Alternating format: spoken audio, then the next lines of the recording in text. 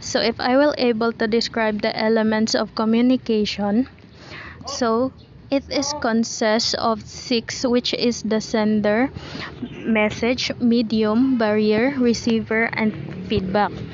Firstly, is the sender. This element of communication serves as the one who will provide the input, knowledge, information, and message to the receiver.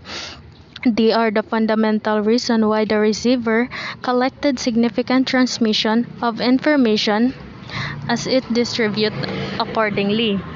The sender have the right to disseminate information based on what they received or accumulated. Secondly is the message. This element of communication is the vital purpose why individuals should communicate. It is the most essential among all the elements for the reason that without a message, there is no communication happening. Individuals should communicate because of this purpose to scatter the information and to get the message that they needed to receive. Thirdly, the medium element will help you how to get the information through conversing with a channel. How can you obtain the message when there is no path on how to collect it? Through the medium, this will alleviate the information you wanted to perceive. Generally, it is how information, the message, is transmitted between a speaker or writer, the sender, and the audience or the receiver. Fourth, the barrier. There are a lot of instances why there is a barrier while a person is discussing. Furthermore, what is a barrier to clarify is the challenges what a person may encounter while articulating or the challenges that they experience. Why is it hard for them to communicate? There are a lot of aspects that the barrier has, such as linguistics barriers, psychological barriers, emotional barriers, physical barriers, cultural barriers, organizational structure barriers, attitude barriers, perception barriers.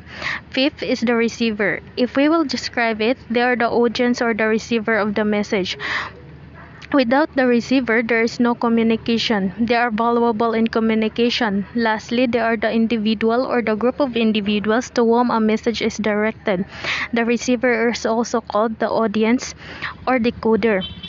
Lastly is the feedback. Why there is feedback? Because to define it, it is the final step of the process that ensures the receiver has received the message and interpreted it correctly. As it was intended by the sender, it increases the effectiveness of the communication as it permits the sender to know the efficacy of his message, and it is primary purpose of communication. These elements affect communication. So, elements affect communication because without these elements, there is no effective communication. This serves as the process of communication, and without these elements, it would be dull and vague. Effective communication leads to understanding. In absence of some of these elements, the communication would be no longer communication, since, as what I have said earlier, without these elements, it would be dull and vague. It will not be apparent and cannot be understood properly.